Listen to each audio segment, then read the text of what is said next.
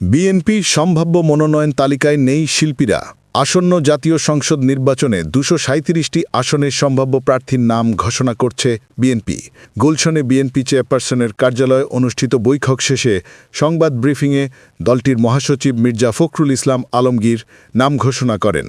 নিজ নিজ নির্বাচনী এলাকায় পরিচিত ও গ্রহণযোগ্যতার পাশাপাশি দলীয় জরিপে এগিয়ে থাকা অনেকের নাম থাকলেও আগামী জাতীয় সংসদ নির্বাচনে মনোনয়ন পাওয়ার তালিকায় দেখা যায়নি কোনো শোবিজ শিল্পীকে। অথচ বিএনপির মনোনয়ন প্রত্যাশীদের তালিকায় অভিনয় অঙ্গনের মানুষের চেয়ে সঙ্গীতাঙ্গনের মানুষের নামই বেশি উচ্চারিত হয়েছে।